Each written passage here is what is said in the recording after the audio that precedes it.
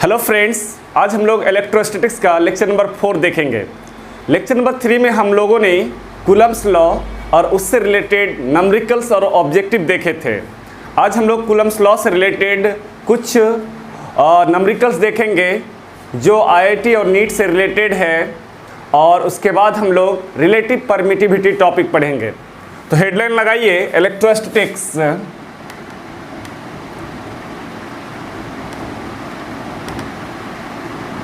Lecture number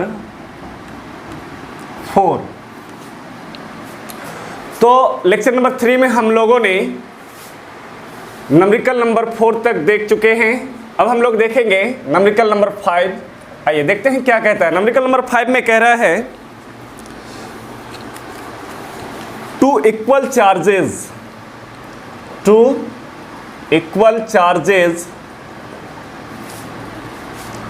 of 1.0 coulomb each are placed at a distance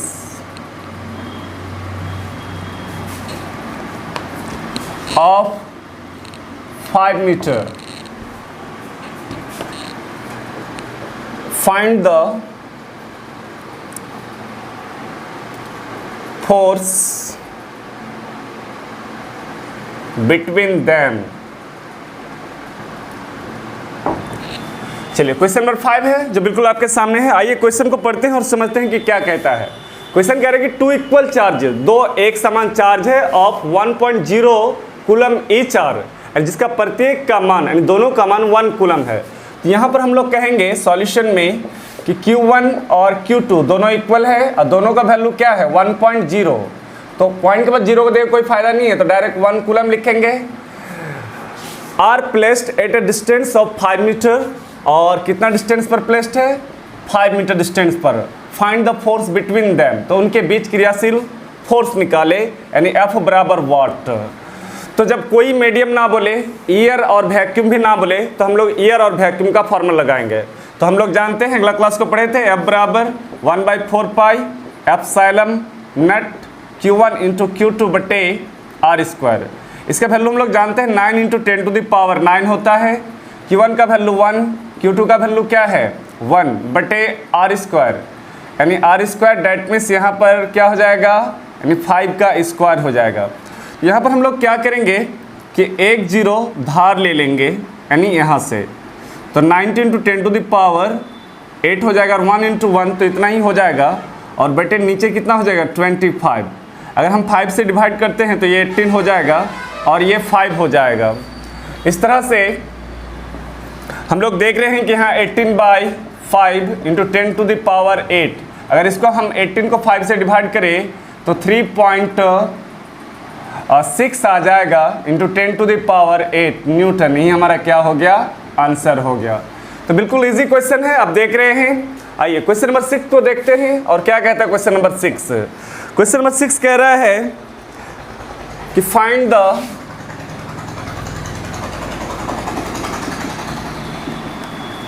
minimum possible force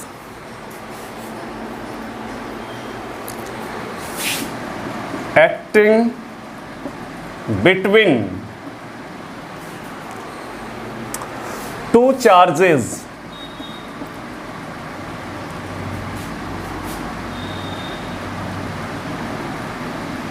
placed at a distance of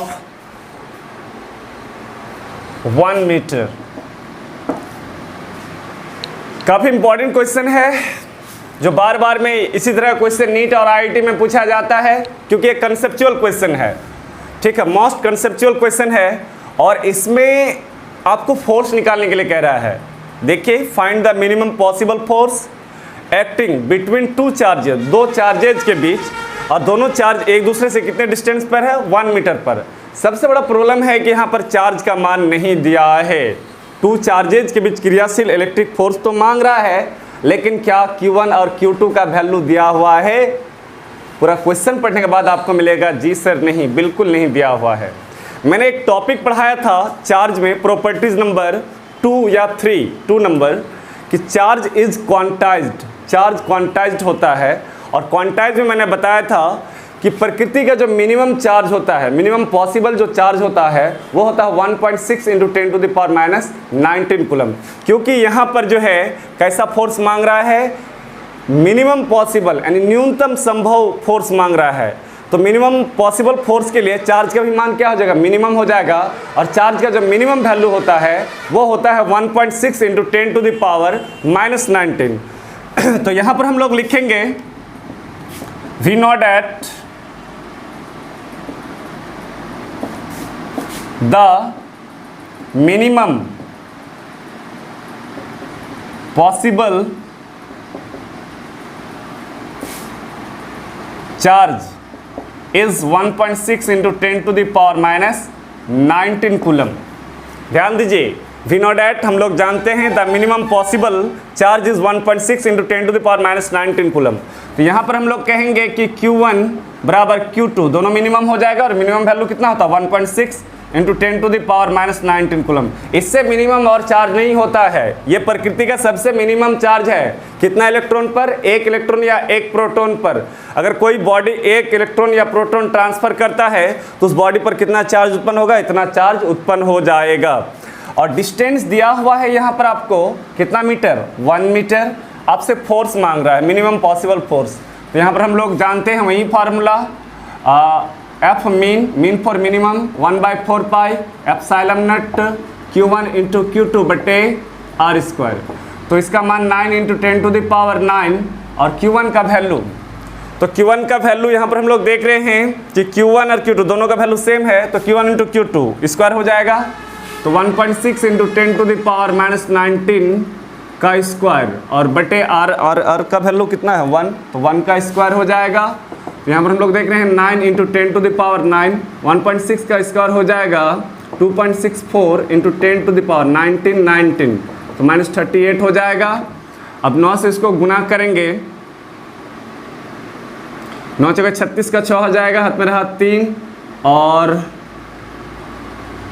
9 × 54 और 3 हो जाएगा 57, हाथ में रहा 5, 9 × 18, 18 और 5 23 हो जाएगा, यानी 23.76 × 10⁻। 38 में ये घटेगा तो हो जाएगा 29। अगर 2.376 लिखते हैं × 10⁻⁻28 न्यूटन हो जाएगा, ये हमारा आंसर हो जाएगा। तो मिनिमम पॉसिबल जो फोर्स है वो इतना न्यूटन हो जाएगा। ठीक है, तो क्वेश्चन नंबर यहाँ पर आप देख रहे हैं कि 5 है आपके सामने, पूरा क्वेश्चन हम लिख चुके हैं, और ये क्वेश्चन नंबर 6 है। ठीक है, इसको भी आप उतार लीजिए। अब हम लोग आगे की ओर बढ़ते हैं, क्वेश्चन नंबर 7 की ओर।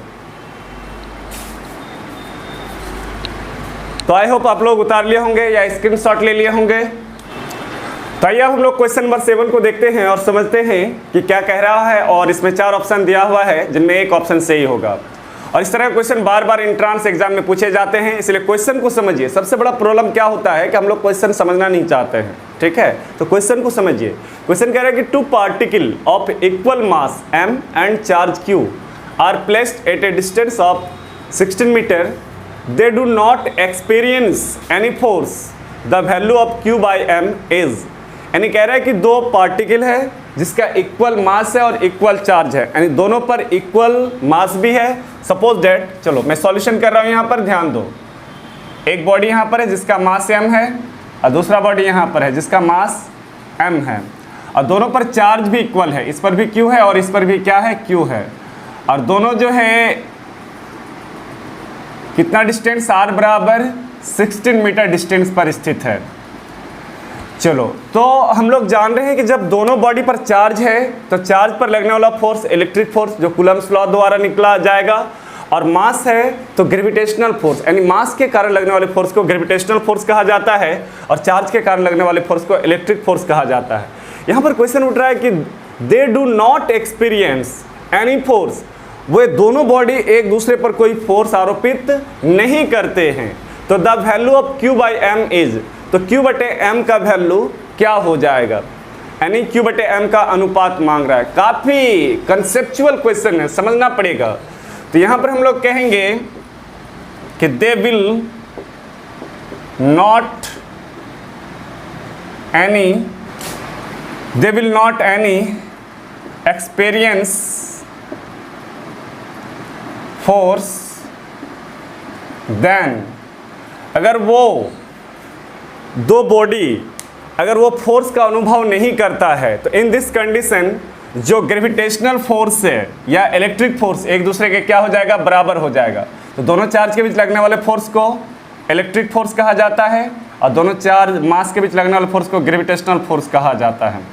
दोनों पर मोड चढ़ा दिया। मोड का मतलब है ओनली मैग्नीट्यूड बतलाता है, डायरेक्शन को बतलाता नहीं है। तो इलेक्ट्रिक फोर्स हम लोग जानते हैं 1/4πε0 Q1 इंटू Q2 बटे R²। अगर हम ग्रेविटेशनल फोर्स का बात करें तो G M1 इंटू M2 बटे R²। यहाँ पर हम लोग देख रहे हैं कि दोनों के लिए R का मान सेम है। अगर यहाँ 16 है तो यहाँ भी 16 है, 16 का स्क्वायर हो जाएगा, तो ये दोनों क्या हुआ, कैंसिल हो गया। ठीक है, उसके बाद 1/4πε0 और Q1 Q2, तो Q और Q दोनों का वैल्यू सेम है तो Q² हो जाएगा। और यहाँ पर हम लोग देख रहे हैं कि G M1 M2, तो दोनों का वैल्यू M है, इक्वल है, तो M² हो जाएगा। हमें निकालने क्या बोला है, Q बटे M, तो Q² को इधर रहने दो, तो यहाँ पर हम लोग कहेंगे Q² और जो M² है इधर आके क्या हो जाएगा, भाग लग जाएगा M²। तो उधर क्या बचा, G और 1/4πε0 नीचे है, तो उधर जाएगा क्या हो जाएगा, ऊपर हो जाएगा, यानी हो जाएगा 4πε0 इंटू G हो जाएगा। सब वैल्यू अपने जगह में है, खाली M² इधर आया और ये नीचे वाला उधर चला गया, तो ऊपर चला गया।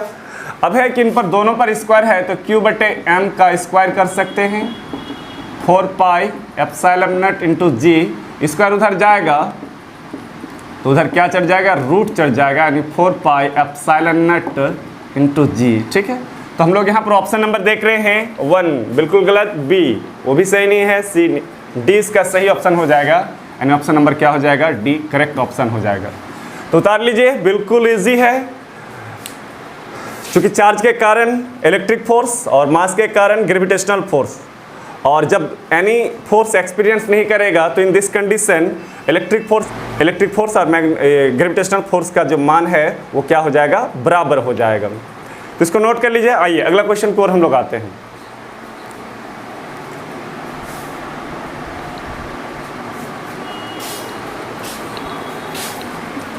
अब हम लोग इलेक्ट्रोस्टैटिक्स का कुछ हाई लेवल का कूलम्स लॉ से रिलेटेड न्यूमेरिकल्स करेंगे।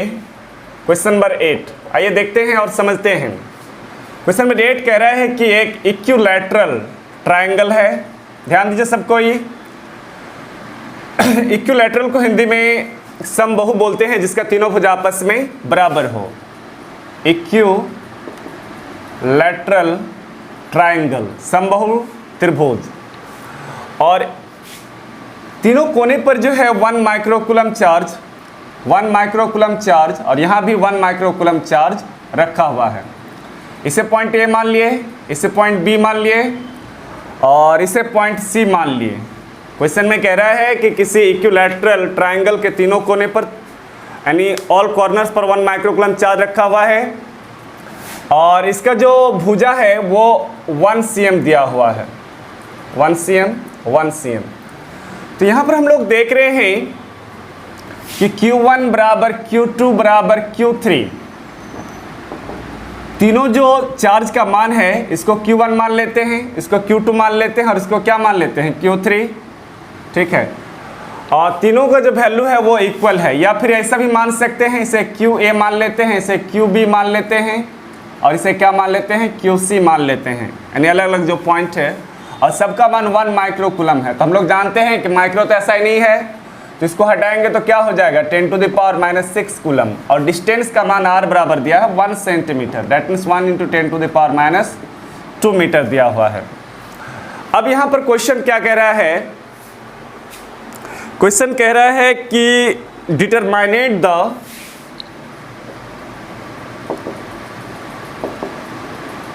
resultant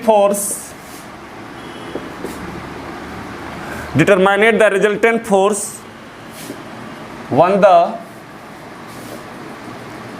charge at C. ध्यान दो क्वेश्चन को, समझो। 3 कोने पर 3 को चार्ज रख दिया है। दूसरी इंपॉर्टेंट बात है, चार्ज का मान कुछ भी हो सकता है, उससे हमें लेना देना नहीं है। अगला क्वेश्चन को हम लोग डिफरेंट चार्ज करके करेंगे, लेकिन तीनों का भुजा इक्वल होगा अगर इक्विलैटरल कहता है तो। उसके बाद कहता है determinate the resultant force on the charge at C, यानी सी पर जो चार्ज है 1 माइक्रोकूलम, उस पर क्रियाशील इलेक्ट्रिक फोर्स आपसे मांग रहा है। ठीक है, रिजल्टेंट फोर्स मांग रहा है। रिजल्टेंट फोर्स का मतलब होता है टोटल फोर्स। ध्यान दीजिए और समझिए। तो यहाँ पर जो है ए के द्वारा सी पर लगने वाला जो फोर्स है उसे हम लोग F1 मान लिए, और बी के द्वारा सी पर जो लगने वाला फोर्स है उसे हम लोग क्या मान लिए, F2 मान लिए। अगर हम F1 और F2 को निकाल लेते हैं तो फिर रिजल्टेंट फोर्स का जो फॉर्मूला है वो लगा देंगे और हमारा रिजल्टेंट फोर्स निकल जाएगा। तो F1 जो है वो किसके इसके बीच लग रहा है, ए और सी के बीच। ठीक है, तो हम लोग यहाँ पर कहेंगे कि ए पर यानी QA और सी पर QC। तो यहाँ पर हम लोग कहेंगे कि सॉल्यूशन में force between charges QA and QC, तो इसे क्या माने हैं, F1 माने हैं ए और सी के बीच 1/4 pi epsilon not QA into QC, और डिस्टेंस कितना है 1, तो आर माने हैं, तो यहाँ पर क्या हो जाएगा R², इसका वैल्यू है 9 इंटू 10⁻9 इंटू QA, तीनों का वैल्यू इक्वल है 10⁻⁻6 इंटू 10⁻⁻6, और बेटे R² का वैल्यू है 1 इंटू 10⁻², तो 10⁻² का स्क्वायर। तो कैलकुलेशन होने पर यहाँ पर वैल्यू आ रहा है, ध्यान दीजिए सबको और समझिए। यहाँ पर हम लोग देख रहे हैं कि 9 इंटू 10⁻9 और -6, तो यहाँ पर हो जाएगा -12, लेकिन -2 का स्क्वायर हो जाएगा, -2 का स्क्वायर कितना हो जाएगा, यानी 4 हो जाएगा। तो ऊपर जाएगा क्या हो जाएगा, +4 हो जाएगा, नीचे माइनस है तो 9 इंटू 10⁻9 और 4 13 में 12 जाएगा, तो 1 को लिख भी सकते हैं या नहीं, यानी कितना हो जाएगा 90 न्यूटन हो जाएगा। चलो कैलकुलेशन सही है, एक बार देख लो। -6 1 माइक्रोकूलम था और 1 सेंटीमीटर था, तो उससे मीटर में बदल दिए हैं। -2 का स्क्वायर, चूँकि 1 इंटू इतना तो उतना ही होगा। चलो ठीक है, अब हम लोग F2 का मान निकालेंगे। F2 जो है वो B और C के बीच है, तो यहाँ पर हम लोग कहेंगे again force between QB and QC। तो F2 बराबर सेम कहानी है 1/4 pi epsilon not QB into QC। यहाँ जो हम लोग Q1 Q2 मानते थे, वहाँ पर हम लोग QB QC QA मान लिए हैं R², चूँकि उसका भी डिस्टेंस 1 ही है, तीनों भुजा आपस में इक्वल है। तो हम लोग देख रहे हैं कि तीनों चार्ज के वैल्यू इक्वल है, डिस्टेंस भी इक्वल है, तो सेम वैल्यू आ जाएगा। तो इसका भी F2 का जो वैल्यू है वो कितना आ जाएगा, 90 न्यूटन आ जाएगा। इस तरह से F1 और F2 के बीच जो है F1 और F2 का वैल्यू आ गया 90 न्यूटन। अब हम लोग रिजल्टेंट फोर्स निकालेंगे। तो रिजल्टेंट फोर्स हम लोग फार्मूला जानते हैं, तो यहाँ पर हम लोग कहेंगे कि नाउ रिजल्टेंट फोर्स वेक्टर में पढ़ाए हैं, R बराबर √A² + B² + 2AB into cos theta. तो गौर कीजिए यहाँ पर कि यहाँ पर जो है R नहीं है, F1 और F2 को मिलाकर F हो, और यहाँ पर हो जाएगा F1² + F2² + 2F1 F2 into cos theta. आइए वैल्यू बैठाते हैं सबका। F1 का मान 90, तो 90 का स्क्वायर प्लस F2 का मान 90, तो 90 का square plus 2 F1 into F2, दोनों का वैल्यू 90 है, तो 90 इंटू 90 क्या हो जाएगा 90 का स्क्वायर। और थीटा, अब यहाँ पर इंपॉर्टेंट क्वेश्चन सर थीटा कहाँ है जी। देखिए इक्विलैटरल जो ट्रायंगल होता है उसका तीनों कोण एक समान होता है और 60 डिग्री होता है। तो जब ये 60 डिग्री है तो ये भी क्या हो जाएगा 60 डिग्री हो जाएगा। तो cos 60 डिग्री, और cos 60 डिग्री का मान क्या होता है 1/2 होता है। ठीक है, cos थीटा का मान 60 डिग्री 1/2, 2 कैंसिल हो गया।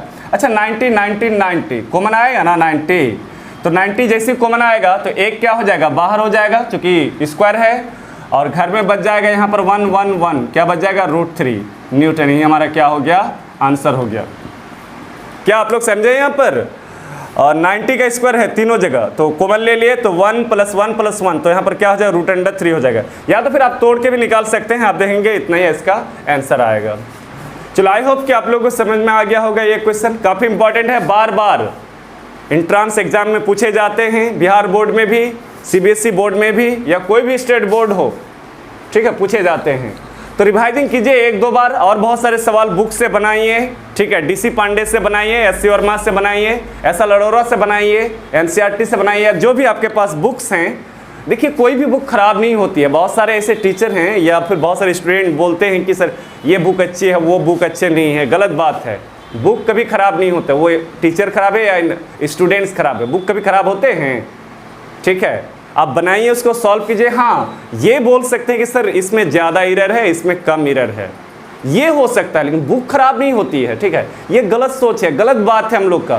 कितनी आसानी से बोल देते हैं ना कि ये बुक खराब है, ये अच्छा, दिस डैट, इधर उधर, गलत बात, बिल्कुल गलत बात है ये, ठीक है। बुक खराब नहीं होती है, हो सकता है किसी में एरर ज़्यादा हो, किसी में एरर कम हो। तो आई होप इसको आप लोग उतार लिए होंगे। आइए नेक्स्ट इसी तरह से क्वेश्चन हम लोग आते हैं और आप लोग इसको कोशिश कीजिए।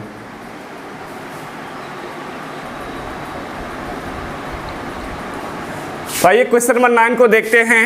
सेम क्वेश्चन है, लेकिन इस बार वैल्यू अलग अलग दे दिया है, और वैल्यू के साथ साथ उस बार ऑल वैल्यू पॉजिटिव था, लेकिन इस बार कुछ वैल्यू पॉजिटिव दिया है और कुछ वैल्यू नेगेटिव दिया है। तो खैर उसके लिए घबराना नहीं है, ठीक है। नहीं जानते हैं तभी तो सीखना है, कंसेप्ट को जानना है कि आखिर क्या बोला है, ठीक है। और यहाँ पर बोला है कि determinate the resultant force on the charge A, यानी चार्ज A पर। तो इसे चार्ज A माना है, इसे B माना है, और इसे क्या माना है, C माना है, ठीक है। इस बिंदु पर निकालने के लिए फोर्स कह रहा है। तो देखो पॉजिटिव पॉजिटिव एक दूसरे को विकर्षित करता है, बहुत इजीली सॉल्व बनाएंगे, ध्यान दो यहाँ पर। तो B जो है A पर जो बल लगाएगा उसे F1 मान लिए, ठीक है। उसकी डायरेक्शन ऊपर की ओर होगा, क्योंकि पॉजिटिव एक दूसरे को रिपल्सन करता है, रिपल्सिव करता है, ठीक है। लेकिन पॉजिटिव और नेगेटिव के बीच हमेशा अट्रैक्ट होता है। तो यहाँ पर जो है इस चार्ज के कारण जो डायरेक्शन होगा वो F2 नीचे की ओर होगा, ठीक है। और इसके बीच ये एंगल बन जाता है, और यही हमारा रिजल्टेंट फोर्स F है। तो F के लिए हमें F1 और F2 चाहिए, सेम कहानी। तो आइए देखते हैं F1। तो F1 बराबर वही बात है 1/4 पे एप्सिलॉन नॉट। तो यहाँ पर हम लोग कहेंगे 9 × 10⁹ इंटू इस बिंदु पर चार्ज देखिए B पर, B और A के बीच लग रहा है फोर्स यहाँ पर, ठीक है। F1 जो है वो किसके किसके बीच लग रहा है, B और A के बीच। तो B पर जो वैल्यू है वो है +10, तो प्लस माइनस नहीं बैठाया जाता है कैलकुलेशन में। तो 10 × 10⁻⁻6 -6 माइक्रो के लिए आया, और इंटू यहाँ पर है 5 × 10⁻⁻6 बटे r², तो 5 cm। तो cm × 10⁻2 गुना 5 × 10⁻2, क्योंकि r² होता है, Q1 × Q2 बटे r²। समझ गए होंगे आप लोग। 1 5 5 कैंसिल हो गया, 5 2 जा 10 हो गया। तो यहाँ पर हम लोग देख रहे हैं कि 9 दूना 18 गुना 10 पर पावर 9 -6 -6 -12 -2 कितना हो जाएगा, ऊपर जाएगा +4। तो 18 × 9 4 13 में 12 जाएगा, तो 10 हो जाएगा, यानी 180 न्यूटन हो गया F1। आइए देखते हैं सिमिलरली F2 का वैल्यू, वही कहानी है 1/4 पे एप्सिलॉन नॉट Q1 × Q2 बटे r², सबका वैल्यू रखना है। तो F2 जो लग रहा है वो C और A के बीच लग रहा है, तो 9 × 10⁹ चलो इसका वैल्यू देख लो, या इसको किसी को वैल्यू बैठा, चलो इसी का वैल्यू बैठा दो। तो plus minus value Coulomb's law का फार्मूला में फोर्स निकालते समय प्लस और माइनस वैल्यू नहीं बैठाना चाहिए। प्लस और माइनस वो नेचर बतलाता है फोर्स का कि अट्रैक्शन होगा या रिपल्सन होगा। अगर दोनों पॉजिटिव हो जाए, दोनों नेगेटिव हो जाए तो क्या हो जाएगा, रिपल्सन। लेकिन कोई एक पॉजिटिव और एक नेगेटिव हो जाए तो फिर क्या हो जाएगा, अट्रैक्शन हो जाएगा। ये बात हम लोग ऑलरेडी जानते हैं। तो यहाँ है 10 × 10⁻⁻6 और यहाँ पर है 5 × 10⁻⁻6 बटे 5 cm, यानी 5 × 10⁻2 5 × 10⁻2। तो 5 5 कैंसिल, तो 9 2 जा 18 × 10⁻9 -6 -6 -12 -2 +4। तो 18 × 10⁻1 तो कितना हो जाएगा, 180 न्यूटन हो गया। इसका भी वैल्यू 180 आ गया। अब यहाँ पर हम लोग देख रहे हैं कि इसके बीच का जो एंगल होगा वो 180 डिग्री होगा, यानी 180 होगा। तो नाउ रिजल्टेंट तो आप लोग समझ ही रहे हैं कि F बराबर क्या हो जाएगा formula, F1 square plus F2 square plus 2F1 F2 into cos theta. बोलो F1 का मान, F1 का मान कितना है, दोनों का वैल्यू इक्वल है, 180 है, तो 180 का स्क्वायर प्लस 180 का स्क्वायर और 2 F1 F2 दोनों का वैल्यू इक्वल है, तो F1 स्क्वायर हो जाएगा, तो 180 का स्क्वायर यहाँ भी हो जाएगा और थीटा का मान यहाँ जो है 120 डिग्री हो जाएगा। कितना हो जाएगा, 120 डिग्री, ठीक है, 60 यानी 120 हो जाएगा। तो 120 कॉस 120 का मान होता है -1/2 होता है, तो यहाँ पर क्या हो जाएगा -1/2, 2 कैंसिल हो गया, 180 कॉमन आ जाएगा, स्क्वायर आ जाएगा तो एक रूट निकल जाएगा, तो एक हो जाएगा, यानी रूट को कैंसिल करके 180 बाहर निकल जाएगा और 1 + 1 और यहाँ पर -1 बचेगा, तो 1 + 1 2 में 1 जाएगा 1 और 1 का वर्गमूल इतना, तो 180 न्यूटन ही हमारा क्या हो जाएगा, आंसर हो जाएगा। तो आई होप कि आपको समझ में आ गया होगा। इससे रिलेटेड जितने भी सवाल हैं न्यूमेरिकल से, जो जिस बुक्स को आप फॉलो करते हैं, ठीक है, उसको आप अच्छी तरह से देख लीजिए और इससे सवाल बना लीजिए। अब हम लोग पढ़ेंगे रिलेटिव परमिटिविटी।